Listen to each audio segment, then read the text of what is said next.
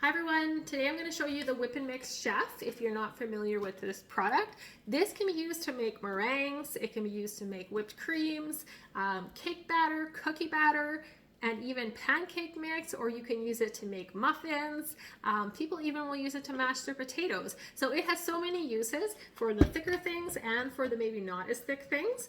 So if you're not familiar with it, it's got these beaters here on the bottom, and as you turn the handle, each beater will turn multiple times as you go around. So it really multiplies the power of each turn as you do it, and it moves so fast. So it just nestles rightly in here in the base. Now you'll note on the base here, maybe it's easier to see if I take this out, there are different measurement increments. So we have one for flour, one for sugar, and on the flip side we have liters and we have ounces and cups as well. So lots of different ways that you can use this to measure.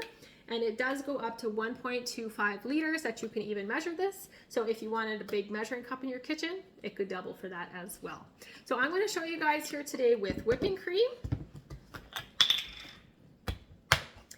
And this is just your regular standard whipping cream.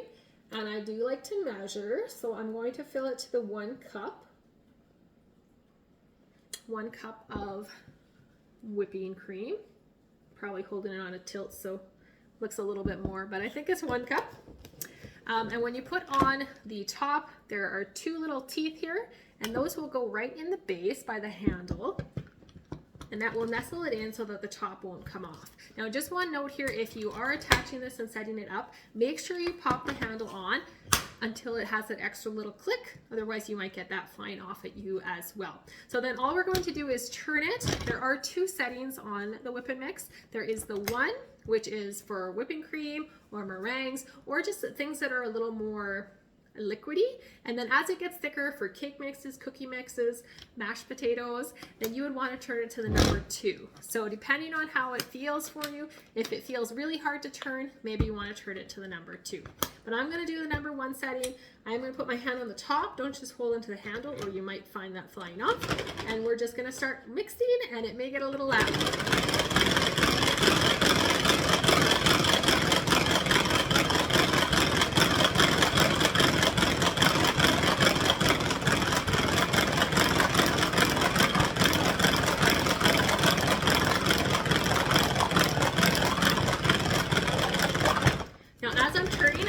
It's getting a little bit harder to turn for me, and that usually means it's almost done. So that's where it's at right now. Can you see that? I don't see a whole lot of movement, so I would say that is pretty much done whipped cream. And I don't know how long it took. I wasn't really timing, but you can go back and check the timing. I feel like it was maybe 20 or 30 seconds of whipping. That is a cup of whipping cream. So compared to using an electric beater that might take you 3 minutes to get the same results, it is so fast, and you probably would have used a measuring cup anyways. So this saves us dishes, saves us time.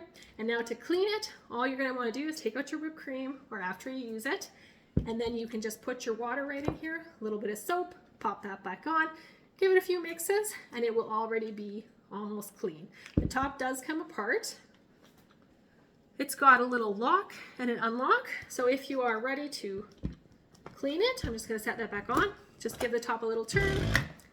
That can come off, and that comes apart as well. So it does come apart for thorough cleaning, of course, but you might want to just clean it in there as well first. So there you have it. There is a basic use of our Mix and Whip Chef for whipping cream. So you guys got to try it out because it is absolutely fabulous.